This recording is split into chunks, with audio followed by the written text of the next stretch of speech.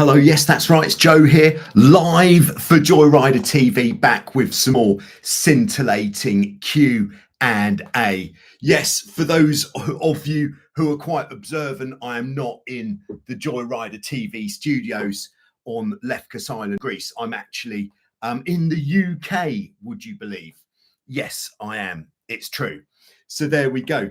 I think before we launch into the first questions, just an announcement of an event that is coming up for those of you who are lucky enough to be in the area. There is going to be the 35th annual Cinco de Mayo regatta in Puerto Pensaco, Mexico.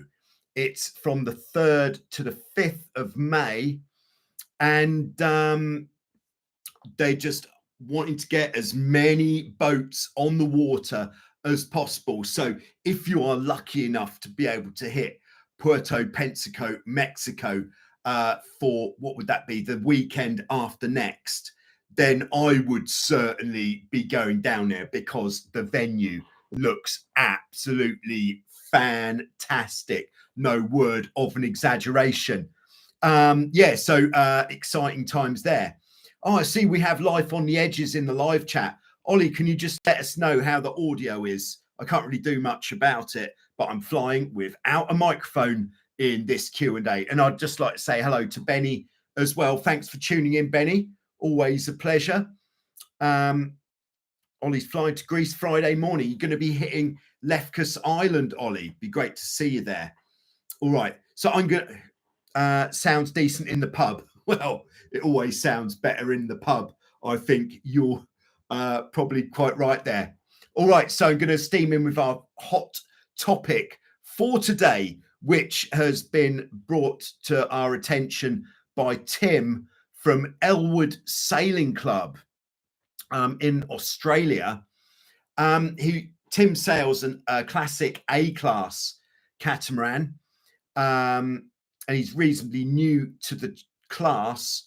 Can we review what to do with the downhaul mast rotation, outhaul Mainsheet tension, upwind and downwind in light and high winds? Yeah, so I think let's just steam in. And these sort of settings that we're talking about, so let's just make a note of what we're talking about. We got the downhaul, then sort of we've got that outhaul. If everyone's understanding these letters I'm writing here, then we've got the rotation, and then we've got the Mainsheet tension. I think that's all we need to worry about with this sort of caper. So yeah, the A-class would be similar, the classic A-class anyway. To be honest, I'm not too sure what sort of settings we'd be looking at on the foiling A-class, because that is a different animal altogether. Once you're on the foils and your apparent wind comes so much to the front, then that is a different science altogether. I would expect you just have the sail pretty flat at all times. But with this would be similar to other classes such as like F18 mainsail settings, Hobie 20, Miracle, the Nacra 20, boats that I've encountered quite recently, the Tornado, the Hurricane 5.9, other boats which have a sophisticated means of controlling the power and that have diamond wires on the mast to be able to have that ability to put a bit of pre-bend in the mast. That is what we're talking about here. So slightly different when it comes to that of more kind of simple older designs of boats like the Hobie 16, Hobie 14, and the Dart 18, Dart 15, those sort of boats, Prindle 16, Prindle 18, 15, boats like that, slightly different. But let's crack on and see what we'll do. Now, the downhaul we're going to start with, it's generally a good idea to start with the downhaul because it's the downhaul that sets our kind of general sail shape. You'll find when the downhaul is off, we don't have much shape at all. So it would be very much just a sort of shapeless entity hanging there. And if you had no downhaul on and then you pulled in the main sheet, what you'd actually be doing is creasing the sail further because you'd be pulling down the back of the sail with no tension in the front edge of the sail, which means you just have all these horizontal creases going down the sail, no shape. It would be a mess, which is why we always start off with the downhaul.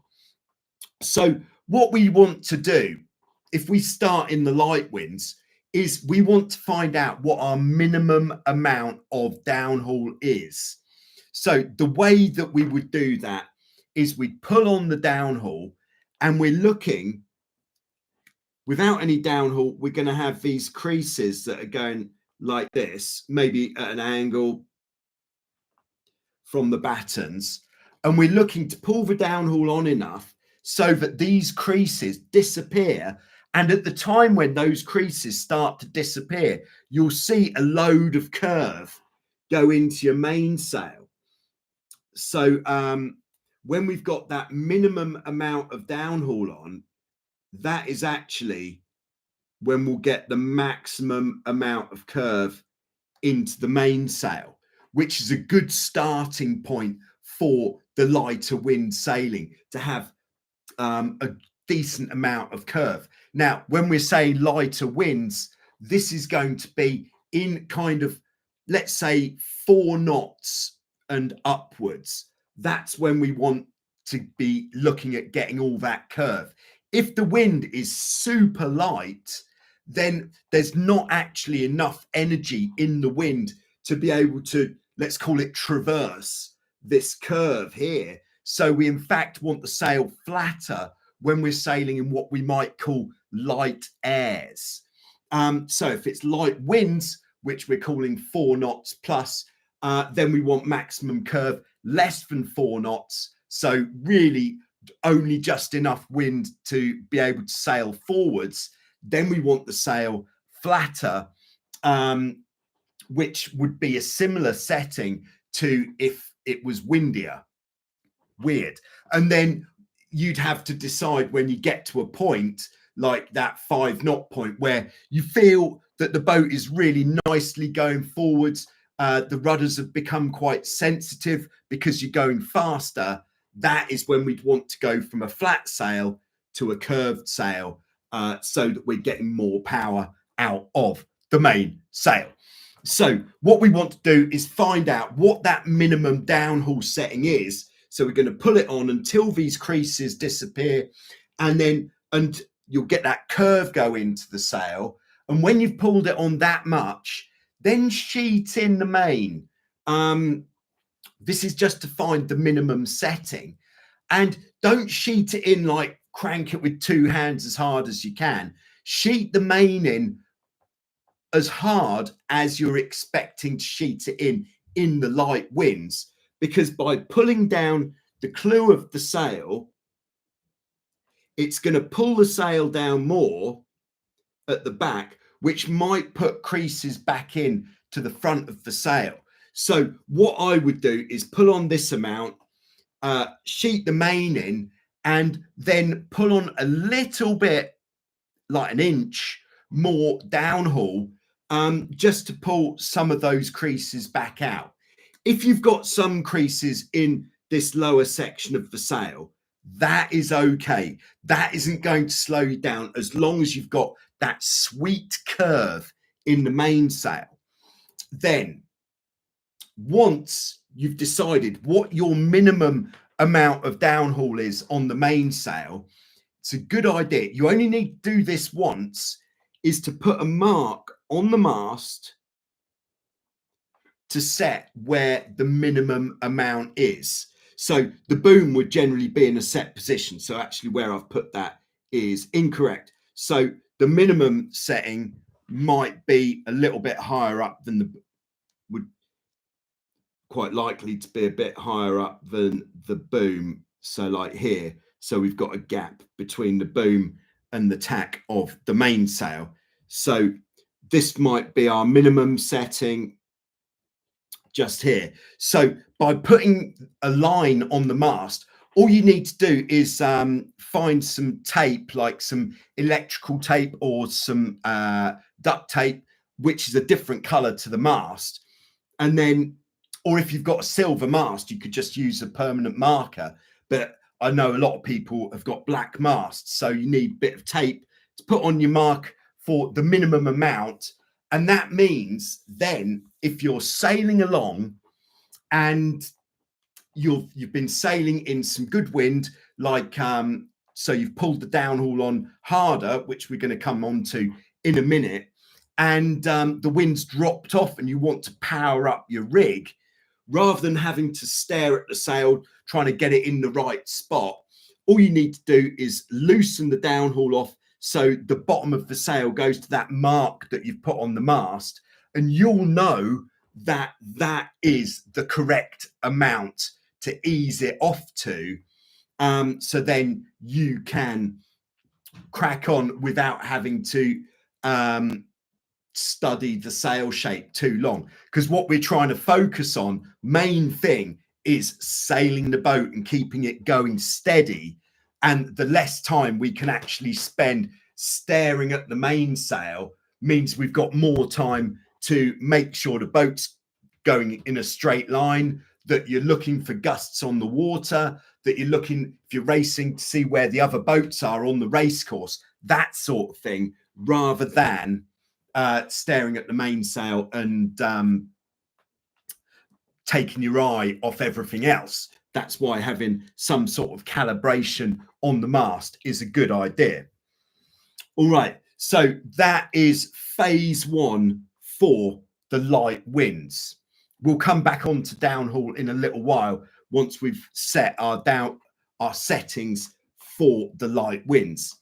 So with the outhaul on the mainsail, we actually only really need to set the outhaul once, because as the wind increases, we're actually going to be, in fact, let's come on to that when we talk about when the wind increases.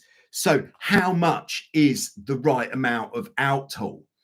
Well, all the outhaul is doing really is controlling the shape in this bottom panel of the sail, because the higher up panels in the sail, you know, we've got, it's doing the most there, and then maybe a little bit here, and then not very much here, because the battens in the sail are controlling the shape as we go up. So the outhaul, what we want to have is the bottom of the sail just a little bit looser than the next batten up. So once you've got the downhaul on, set the outhaul just so that, sorry, beg your pardon, a little bit tighter than the next batten up, which, so if this is how the bottom batten of the sail looks, then the outhaul, we don't want to have it straight in line with the boom. We want to have it still with some curve for these light winds, 4 knots upwards, but not as deep as the rest of the sail. Yeah, that's about the size of it. I think it's very commonplace these days to take off any sophisticated outhaul control, like with a purchase or anything, and instead just to have a piece of rope coming from the back of the boom, going through the eyelet of the clew, and then back to the back of the boom where you have a notch, like a gap. Can we draw this here? Not quite enough space, is there? So here's the hole in the back of the boom. There is the boom. Let's make it 3D because we love that.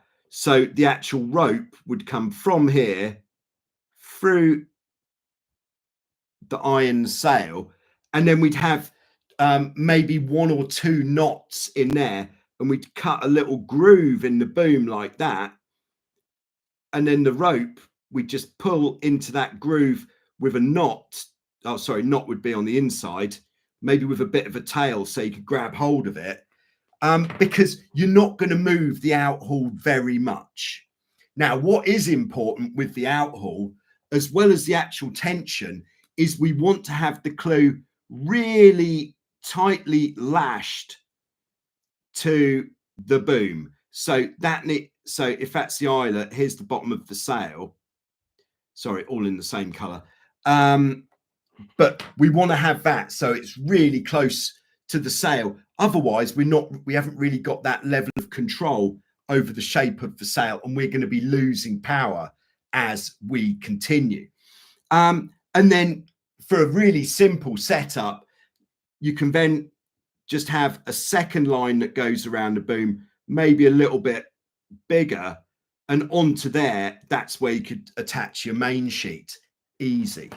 All right, so that's outhaul. Mast rotation for light winds. Now, this is the slightly grey area, because from class to class, the amount of rotation you want to have is different. Like I just learned, well, we all just learned from Hobie 14, that world champion Paddy, that on the Hobie 14, you actually have more rotation pulled on in less wind. So that is quite different to what you'd have in these sorts of boats that we're talking about here. So what the way we gauge how much outhaul on is by what direction the mast spanner is pointing. The mast spanner is this bar that is going round the mast, and that gives us the leverage to control the rotation of the mast. So that'll be in line with the mast. So there's the mast through the mast spanner. And then for most boats, and I'm sure the A-class is no exception to this, for when we're looking to put as much power into the rig as possible, then we want to have the mast rotation pointing. I've put a little bit to, this isn't to scale, by the way. We want to have that pointing at the shroud. So that means that the mast is about 45 degrees like this, with the mast spanner pointing at the shroud. So that is our starting position with the mast rotation. That is pretty standard. And then, that is going to be our setting for these light winds when we want the maximum amount of power. The reasons that we're doing that is by having it round here, it means that the mast, if we think about what our apparent wind is when we're sailing upwind in these light conditions, the apparent wind is going to be in that direction, maybe a bit more like this, which means when the wind gets to the mast is going to become an effective part of our sail, because the mast does have some area to it. So we want an even flow of air over both sides of the mast, as well as over both sides of the sail. The other reason why we're having the mast round that far is because by having the mast round more, what it does is it just tightens up the leech on the mainsail, the back edge, a little bit, which helps us to keep the power on. If we've got the leech too open, then we're going to be losing power. There we are. And then with the main sheet, on these types of boats which we're talking about, what we should have on the mainsail is leech telltales, which fly off the back edge of the sail like this. And It's not an exact science, but it has been sort of tested and proven to be the right way to trim your mainsail. So what these leech telltales are telling us, that part of the sail is not in too tight. So if we can see these flying off the back, it means that the sail isn't in too tight. If they disappear, then it means we've got more wind coming around the windward side of the sail than the leeward side, which means that at that point, the telltale is getting blown around the back of the sail, which is why we can't see it. So, yeah, what we're looking for, we want to have 4 telltales on the leech of the sail, and we want to be able to see the top 3.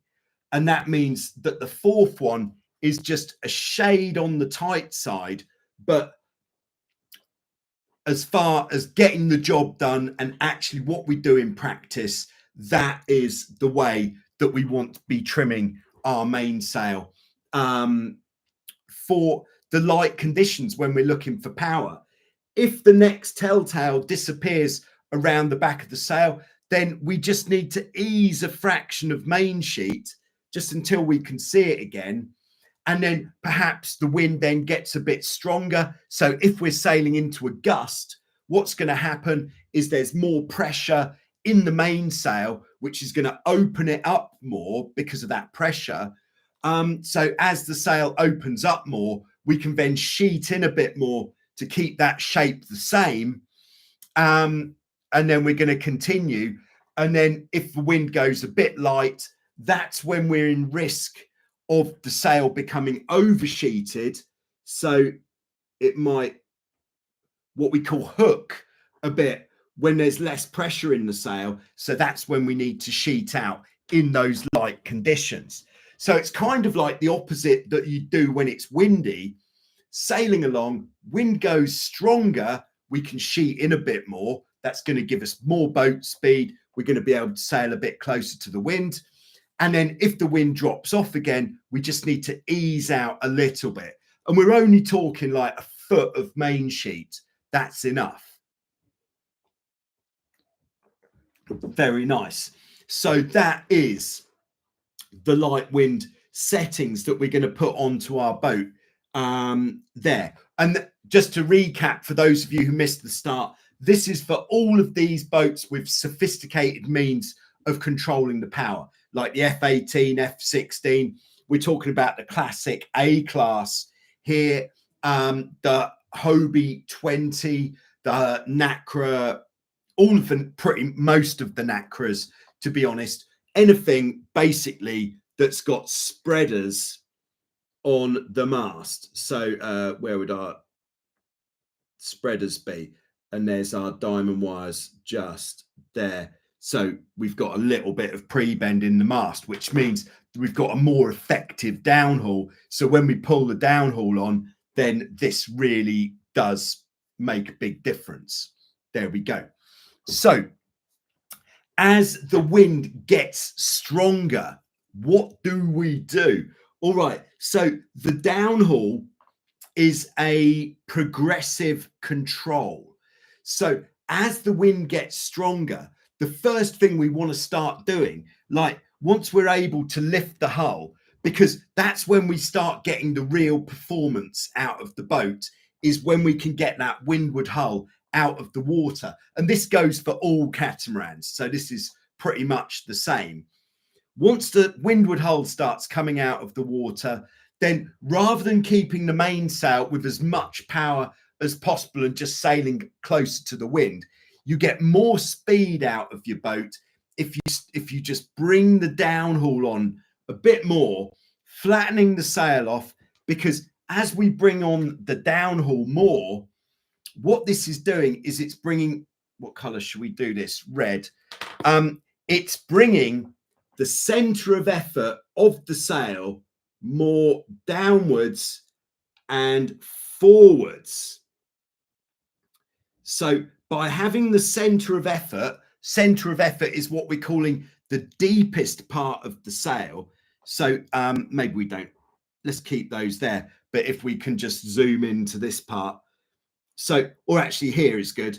So this is with a fairly center of effort, fairly mid on the sail. As we bring the downhaul on more, the center of effort is going to be more forwards. And if you imagine that the way the sail is pulling us, it's pulling us perpendicular to the center of effort. So if the center of effort is in the middle of the sail here, we're going to be, that's going to be pulling us more kind of sideways.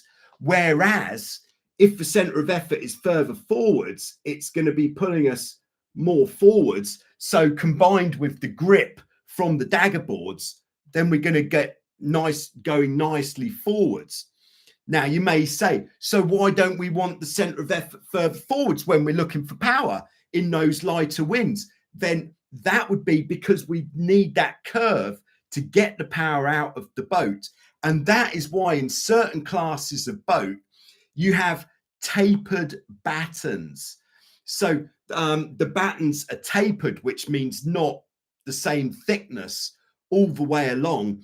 And they're tapered so that we get more curve at the front and less curve at the back. So our center of effort is further forwards. This is in the more technical classes of boat where you might get that. There we are. Yeah, so as the wind increases, more downhaul, once we're able to lift the hull, downhaul comes on, and we want to pull the downhaul on rather than let the main sheet out. At this stage in the game, I'd just like to tip my hat to Scott, who is dropping it in the slot with a super sticker. Thanks very much, Scott. Much appreciated. Very kind of you. And I'm just scanning the live chat. Just going to get through this before going on to the questions in the live chat, by the way. By the way, anybody is welcome to drop me a super sticker, which is kind of like a tip. If you feel that this information is solid gold, then that's very kind of you. And it's very nice. It lets me know that these words that are coming out of my mouth are hitting your ears and you're thinking, yes, this is what I want to be hearing on a Monday. Definitely breaking up your week before the week's hardly begun. All right. So thank you for that, Scott, by the way, again.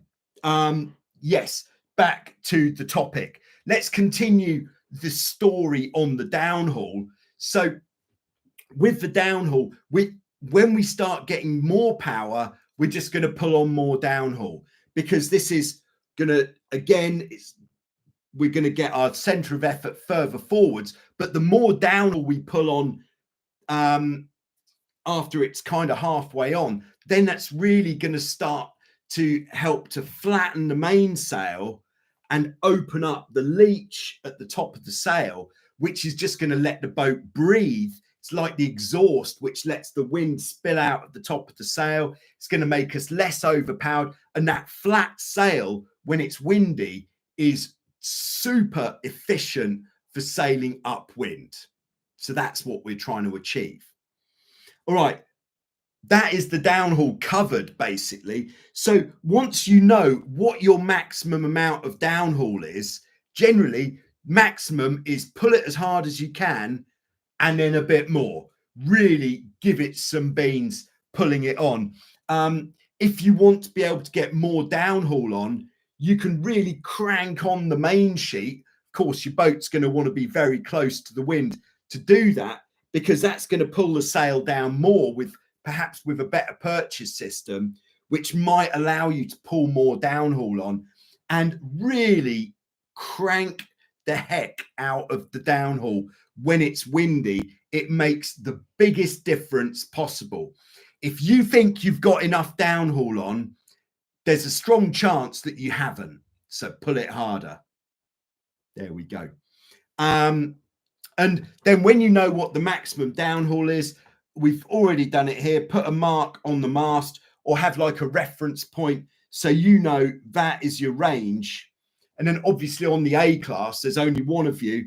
But if you could get a calibration sticker with numbers on there, then you could be like, okay, we need to pull the down. If you're sailing a double-handed boat, it's really useful to be able to say to the crew, when they say how much downhaul, you say pull it so the bottom of the sail is level with the number 2, for example. There we go. Outhaul, we're going to leave the outhaul. How come? I hear you cry. Because as you pull the downhaul on tighter, we're actually stretching this bottom part of the sail, which means that outhaul is naturally kind of automatically getting tighter as we pull the downhaul on more, which means we don't actually have to change the outhaul at all. Very good. Yeah, next, rotation. Yes, as we get more overpowered, we're going to leave the rotation in this position until we get to a stage where the downhaul is on full. So we've absolutely cranked it to that bottom line and we still feel overpowered. Then that is the time to bring the rotation in. And we're not going to be working with a big range on the rotation. So this to the shroud is light winds, and it's going to stay there until we've got the downhaul on full.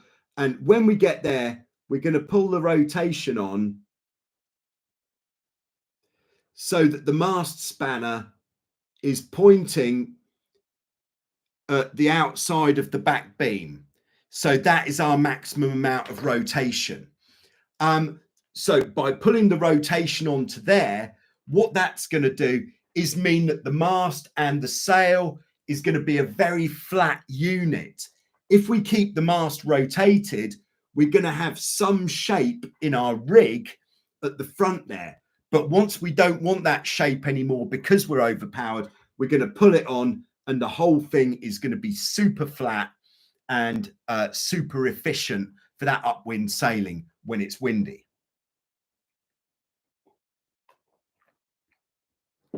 Very good. All right. So main sheet tension when it's windy. Yes, we still want to be sailing with a maximum amount of main sheet tension on, because the main sheet tension is also working to flatten the mainsail. So when we're actually working with the gusts in the strong conditions, we're going to be working with a combination of rudders or a course and main sheet. So if the hull starts to lift and we're trying to stop the hull from lifting any further rather than bringing it back down, because we want that hull out of the water. So if we can let the boat come up to the wind and the hull stops lifting, if we can do that without the boat slowing down, then yes, we can control that hull lifting just with a little bit of steering. But if to stop the hull from lifting higher, we've got to turn so much that the boat loses speed, then that is the point where we need to ease like an armful of main sheet so that we're maintaining that speed. So only when we're going to lose speed by turning, that is when we use a combination of main sheet and steering. Just like to say thanks very much to Mr. Tony KP for the super sticker. Very kind of you there, Mr. Tony KP. Glad that you are enjoying / appreciating this high level of information that is coming from somewhere near to the Welsh border in the UK. Very nice. All right. Yeah, so that is what we're going to be doing with the main sheet. And then, of course, if the hull starts dropping and perhaps we've just headed up to stop it from lifting any higher, then we're just going to tweak the boat off the wind slightly to keep the hull flying. Same goes for if you've just sheeted out the main sheet, pull it back in. if the hull starts coming down. Basically, whatever you just did, do the opposite if the hull starts coming down, because we're trying to keep this hull out of the water. Does that all seem fairly reasonable? I think so. All right, so the downwind section is much less. Let's just say much less.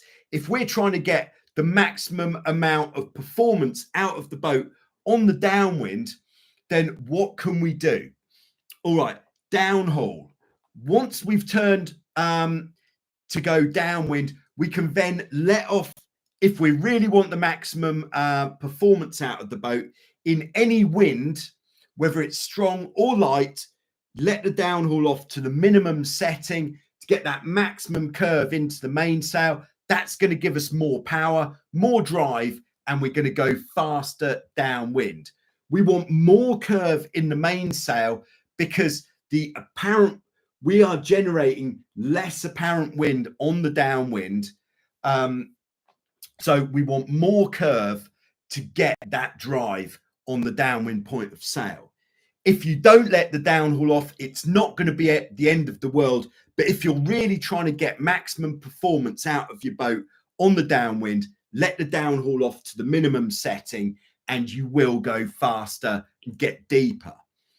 Outhaul stays the same. You could let the outhaul off more. If you were going on a really long downwind leg, you could let off an inch of outhaul, which does make this system not particularly effective, just to put more shape into the mainsail. But the amount you gain from that, if you're sailing around a course, the amount of time you waste by kind of getting it in the right spot, I would say isn't worthwhile, which is why not many people let the downhaul off, the outhaul off when they start going downwind.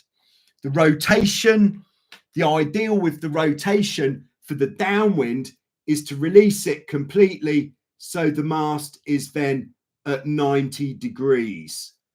Reason for that is because our apparent wind angle on the downwind is that angle, which means the mast is going to be the introduction of the rig to the wind, and we're going to get that good airflow over both sides of the mast like that.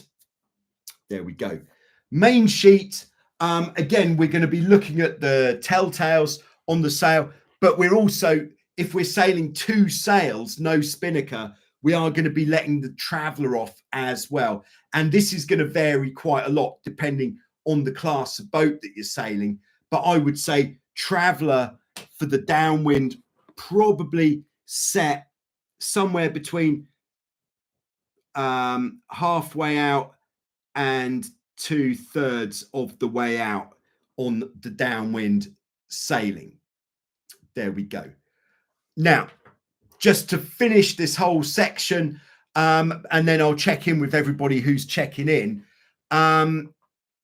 Tim from Elwood Sailing Club Australia also said he's on the larger side. He's 103 kilos. I believe that's something like 225 pounds. Just been in America where I've been learning about these things. And he said, how do you do better being a heavier sailor? Well, unfortunately, in a lot of classes, most classes, there's only a few times when being heavier is going to be in your advantage. Now, the obvious one is on the upwind course when it's windy. The reason for this is because when it's windy on the upwind, being a heavier sailor or a heavier team, you're really going to be able to pin the boat down and get much more boat speed out of your boat. So if you saw any of the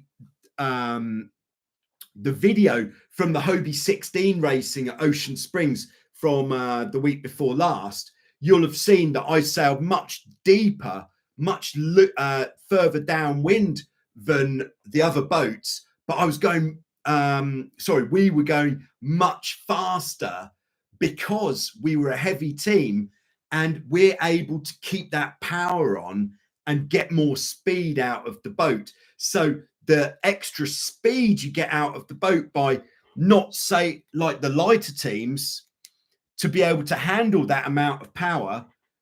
Is this going to be too small? Maybe. If that's the wind, the lighter teams are having to sail very close to the wind because they're overpowered, whereas the heavier teams can sail a little bit off the wind, what we'd call footing. And by footing, you're going faster. And perhaps we're going as much as, I don't know, a knot, maybe even a knot and a half quicker than the lighter teams. And by going that much faster, you're getting more lift from the foils. Even if you're sailing a boat like a Hobie 16, which doesn't have dagger boards, because that outside edge of the sail is a foil, of the hull is a foil, and you're getting more lift, which actually means the boat isn't going to slip sideways as much because you're getting all of that lift, which means when you come to the point where you're going to tack, you will actually be ahead of the boats which are pointing super high because you're going faster.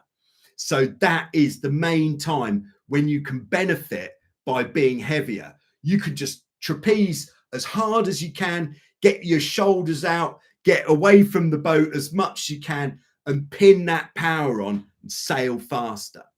Now, the other time when being a heavier sailor is actually going to be in your advantage is in the super light conditions when it's impossible for anyone to lift the hull. The reason you've got the advantage in these conditions is because your weight is going to have a bigger effect on the way that the boat sits. So especially if we've got a boat with this sort of bow shape, we want to have that under the water so that it's not slapping. We want to have that in there so it doesn't slap. And the lightweight teams aren't going to have the weight to be able to force that in. Whereas the heavier weight teams, we can get that in there and get the boat smooth, even if it's like the worst conditions possible, super light winds with chop. The heavier teams are going to be able to just have the boat steadier through the chop because we're not going like this or bang, whoop, bang. We're just driving through. So those are the times when the heavier teams have the upper hand. At all other times, you're stuffed. The lightweights are going to take it. On the upwind, like in 8 knots of wind, if there's a lightweight team, they might be flying the hull, maybe even trapezing in 8 knots, whereas you're not. And that just means you're not going to be able to sail as high and fast as the lightweights in the lighter wind once they can lift the hull. And that is the sad truth of it. And yeah, there is really not much way around that. You can put as much power into the rig as possible, put more batten tension on, straighten the mast, those sort of things. But that is pretty much it. All right. So I think at this time, I'm going to drink some of this. Cheers. Lovely old job. And check in with everybody who's checking in. I'd like to say a very big hello to Bradley Davis there somewhere in an undisclosed location in the USA.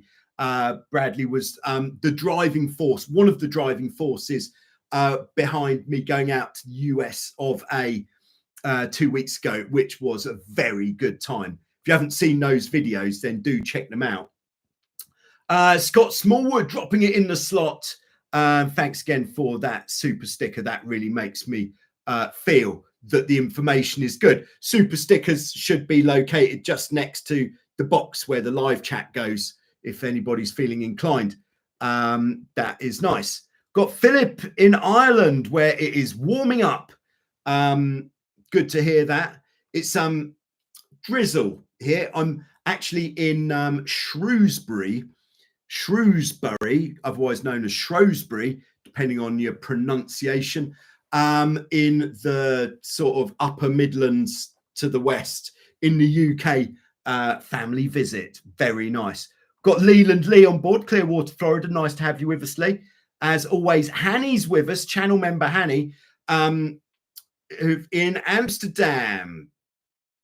I dare say it's not going to be too long, Hanny, till we see you in Vasiliki. Spicy Fist one, of course, always on board. And Spicy Fist did say, I don't know if I mentioned this last week, that his way of training ready for the season is to just repeatedly dunk his face into a bucket of water. I think that is a very good training regime. If you can stick with that, that is going to put you in a very good place for when you start getting that sort of fireman's hose amount of spray in your face. Very nice. All right, Stephen's on board. I believe Stephen would be Grapham Water kind of way in the UK. Jens, channel member Jens, is with us somewhere in deepest, darkest Germany. Thanks for tuning in, Jens. Nice to hear from you. All right, and Scott is in there with a question. So Scott says, a recent video you sent out, you mentioned easing the rig tension in stronger winds. Yes. Is this to achieve more mast rake and move the wind's force further aft? No, well, yeah. So this is very Hobie 16 specific. Is everyone done with this picture, by the way? I think you can, if you want to, you can watch this again and again as many times as you like, and you can probably screenshot. This probably doesn't make that much sense, actually, while the talking isn't at the same time. In fact, by the way, did you know that if you're watching anything on YouTube that isn't live, so if you're watching this later and you're really into the info, but perhaps the hour or so that the session lasts for is a little bit long for how much time you've got available, then you can just go to settings on YouTube, which would be like a little cog. Click on there and you can select to watch this back. This is probably only for the people who are native English speakers, because otherwise it might get a bit hectic. But you can set to watch it back at 1.25 speed, 1.5 speed. And actually, when I'm watching it back so that I can index the video, I watch it at 2 times the speed, and it's it goes quicker. There we go. Thought you'd like to know that. More solid gold information, I know. All right. Sorry, just chatting while I rub out these pictures. All right. So what are we talking about here, Scott? Easing the rig tension in stronger winds. Yes. So,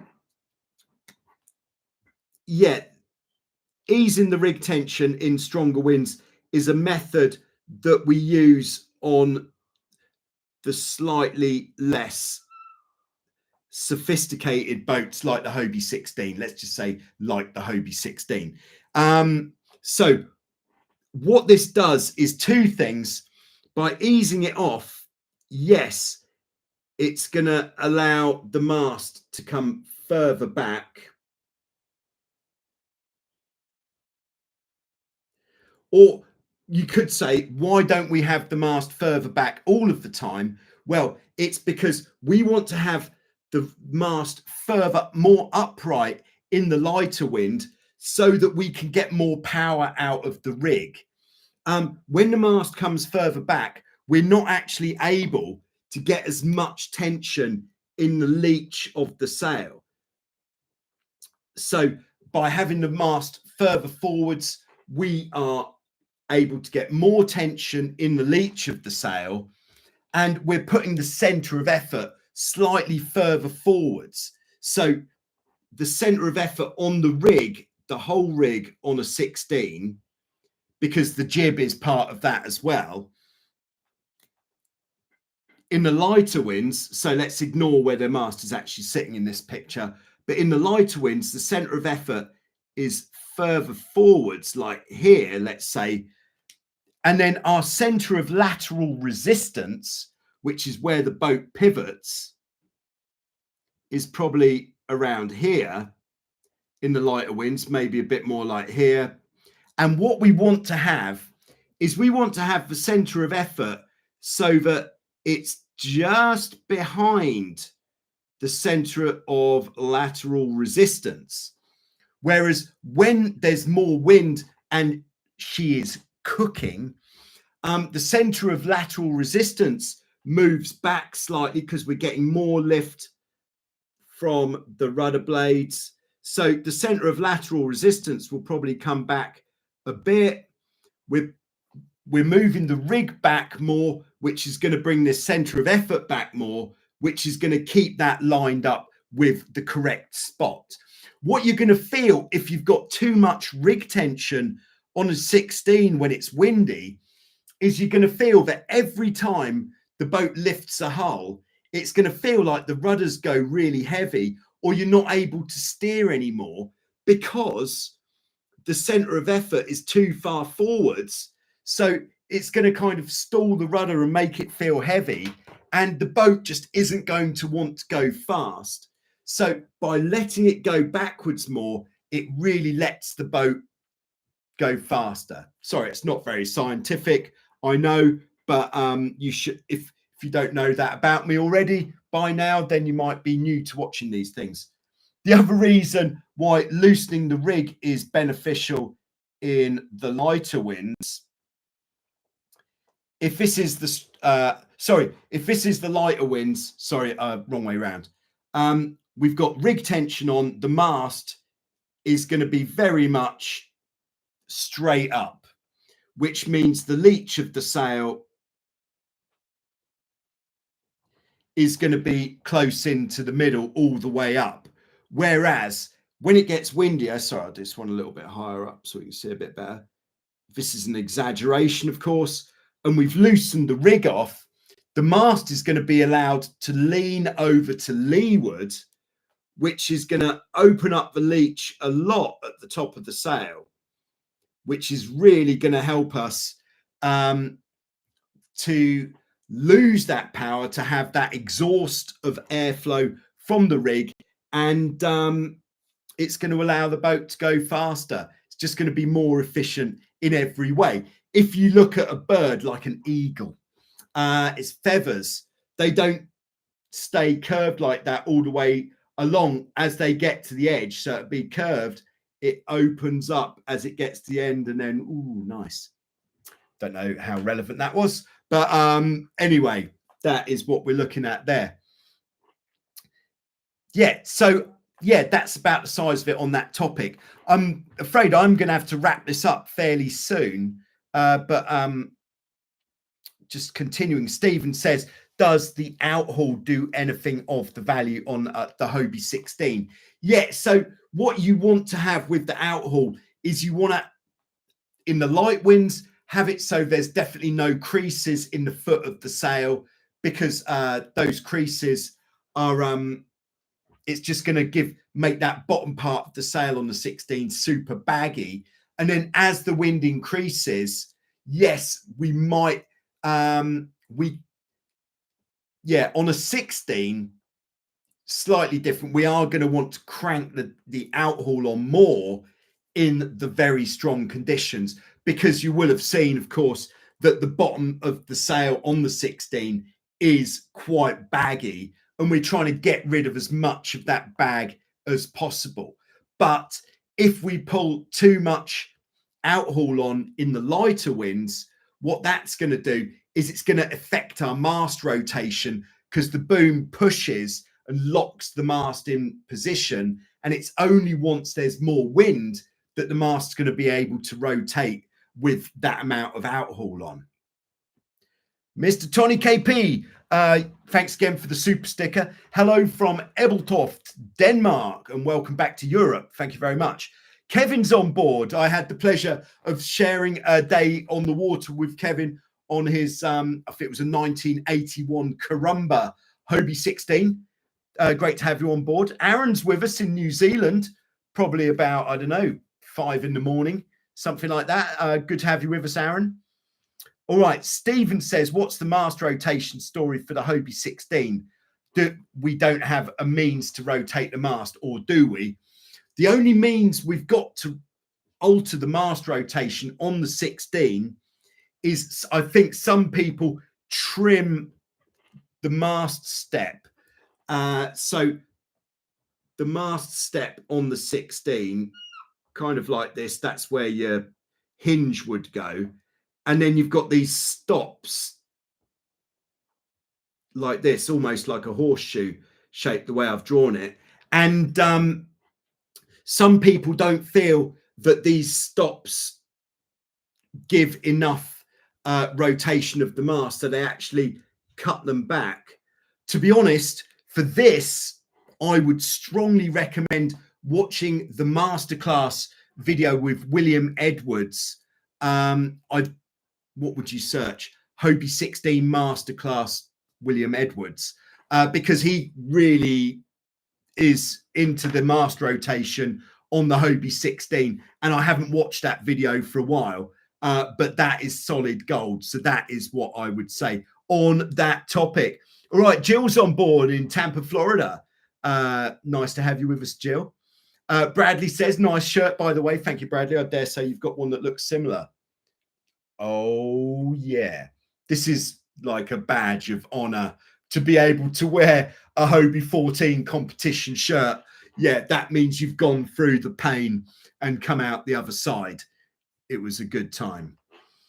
All right, just continuing. I'm going to have to blast through the rest of the comments. Stephen says, does this mean that for light wind use the upper telltales, then as the downhaul is cranked on to bring the center of effort, use the lower telltales? No, I would still if we've got you know, I dare say Stephen's talking Hobie 16. If you've got telltales, let's go for something that works a bit better. Actually, that's not bad. Something there in the body of the sail. The ideal is, of course, to have them all flying nicely, but the natural way things are going to be is that the upper telltale is going to, what we might call, break first, because the top part of the sail is always going to naturally be sheeted out more than the bottom part of the sail because of the relationship and the distance from the main sheet. So bottom part of the sail is always going to be tighter than the top. So you would expect the top of the sail to be sheeted out more than the bottom. And that's the same in all wind strengths. But on a 16, what we're trying to achieve is to have the mainsail in as tight as possible in the lighter winds, but without the risk of stalling. It is worth putting some leech telltales on your 16 or your 14 as well, because they're just going to give you more information, and those leech telltales are very good for quick reference as well. Sorry, we're definitely going to be firing through the questions here. All right, we've got Sasha K on board. Hello, Sasha. I like to come to Greece and take some lessons. Down the road is 190 centimeter tall man, too big to trapeze on a Nacra 5.0 or 570 better. Yeah, I think 190 is pretty. 190 cm in feet. Sorry, for some reason that is 6'2". For some reason, in the UK, well, for me, everything metric apart from the length of boats and the height of people, which is in feet. Interesting.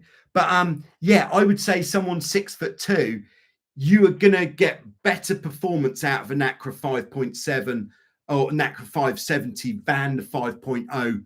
But the 5.0 has got a lot of volume, and depends on your sort of skill level. If you're new to the game, the 5.0 would be good, but if you're more experienced, the 570 is going to give you a bit more. But if you're looking at one boat to be your forever boat or to have for the next 10 years, I would, with a crew that tall, go for the 570. All right, we've got Max on board in Rosenheim, Germany. Hello, Max. We've got Jeremiah was a bullfrog. I'm glad to hear that, that you've got over that condition now. Great stuff here. How do you know when you're footing versus close reaching? That's one of those questions, isn't it? If you're close reaching, you're just not going to get there as quickly. If footing is literally you're on your upwind course and you're just down a shade, few degrees, is there a way to know that that's what you're doing? I'd say if it's windy, you're not going to be able to close reach with the sails cranked in.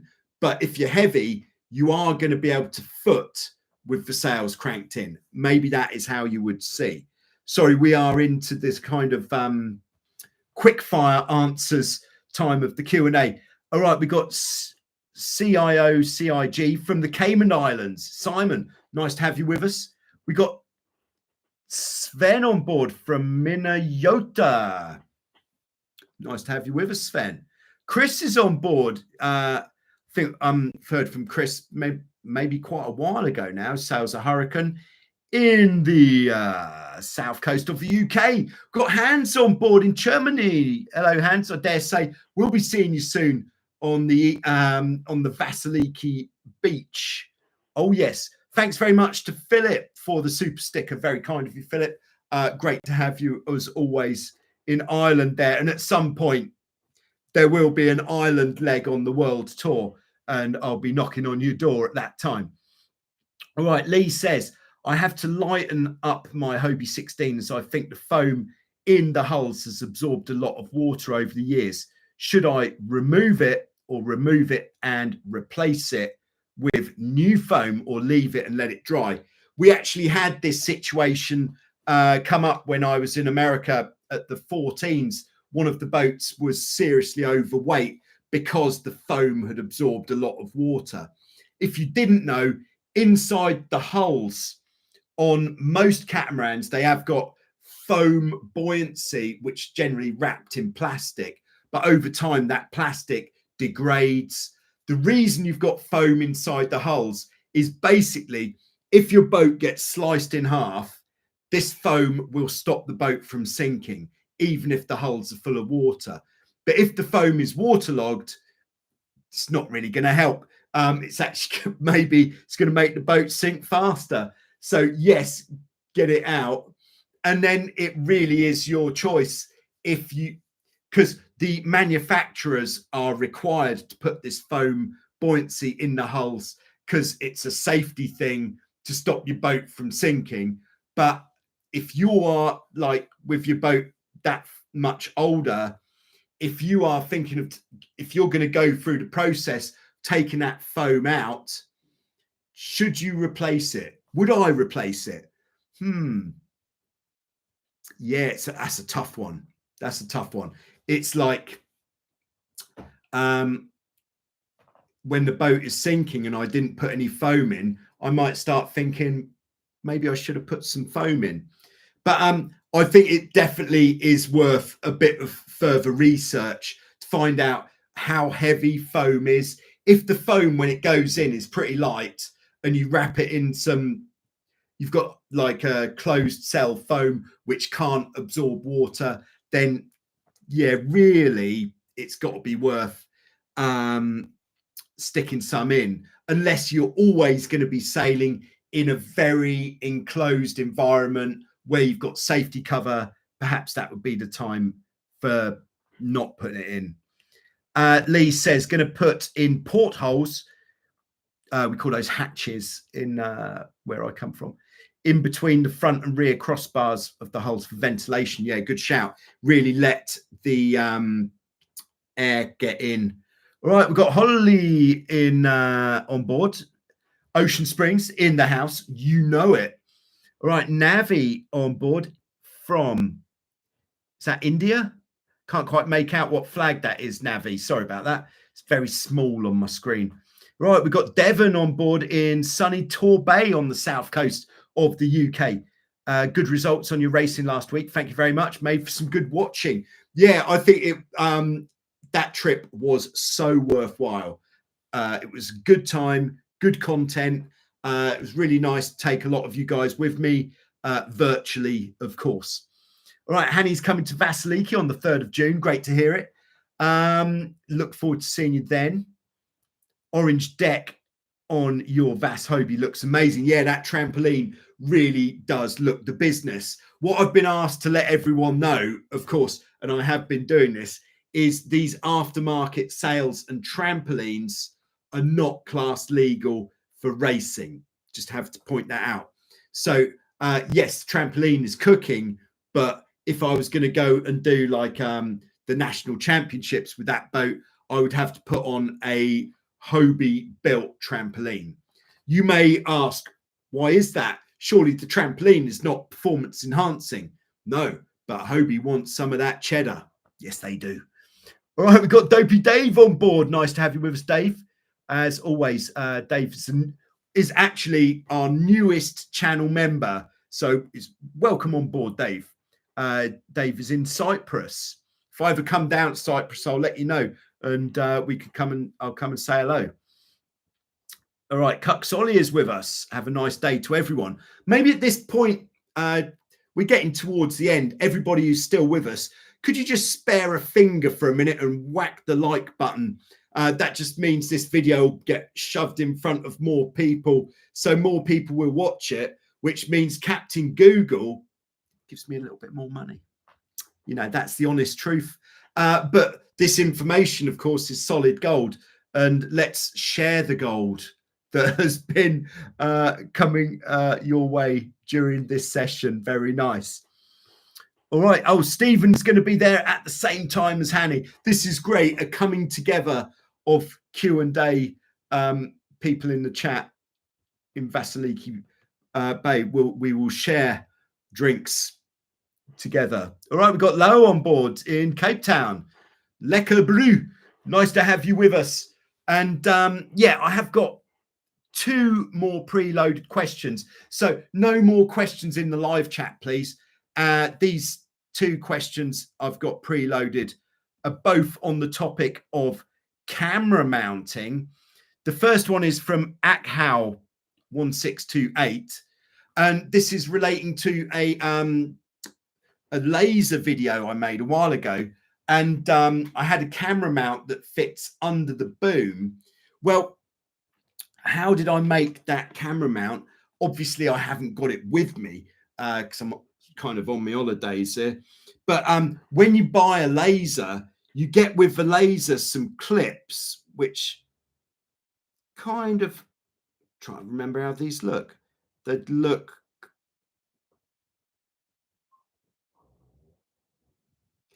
kind of like this. These are a bit more pronounced. And these clips are to hold the mast, the bottom section of mast and the boom together when it's in transit. So like one would go in there, and in there. And you get, I think, 4 clips when you buy a laser. And what I did is I glued all these clips together, put a bolt through them to really hold them, put a camera mount like on here, which I can just attach a camera to. And then having these all together makes it so when you put it onto the boom, it's tight enough so it stays there really nicely. Makes for a really good mount for the laser. Highly recommended.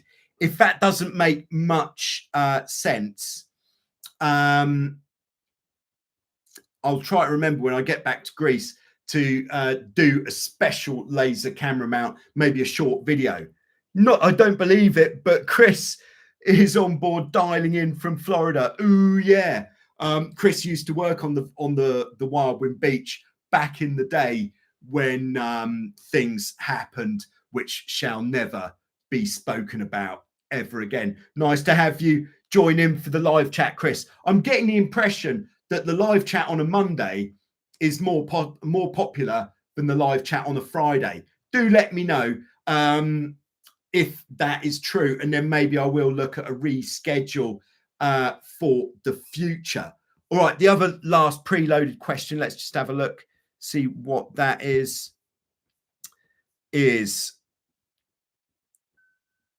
Ooh. Which camera do I use for the kind of flying boat shots? The chase shots from the boom. I use the GoPro Max. There's a lot of chat that says the new Insta 360 is the absolute bad boy of 360 cameras that has ever walked the face of the earth. And I dare say that's true. But I've got a GoPro Max and I love it. And if Trey is watching, thanks again, Trey, for giving me that bad boy. I've had so much use out of it. I'm sure you've seen. Yeah, so that is the camera that I'm using. And to put the gauges on the videos, the gauges, you get the GPS data embedded into the video on everything from the GoPro Hero 5 and later. And then I use this bit of software called Telemetry Overlay. You'll see a link to that in the comment in the description below. And Telemetry Overlay is by far the best bit of software out there ever for putting gauges on your video. So there we go. I'm going to have to wrap this up because I believe it is dinner time and can't keep the family waiting whilst on family holidays in the UK. So thanks everybody for tuning in. Don't forget to hit the like button before you go. And I will be, hopefully I'll have a new video out in the next days. I'm just trying to sneak in a little bit of editing when I can whilst on my holidays because obviously I love it. Yeah. But I'll be back certainly. I'm trying to put together an episode of Show Us Your Cat for Sunday. I've probably said that most weeks and haven't quite managed it. It's because Show Us Your Cat, you're not going to believe this, takes a very long time to put together. It probably in total, it takes a whole day to make one episode of Show Us Your Cat, whereas the other videos are slightly less time consuming. So there we go. Okay, so have a great week and I'll see you on the other side. So thanks very much. And let us know if you prefer the Q&A on a Monday or what day of the week would be best for you. Thanks very much and thank you and bye.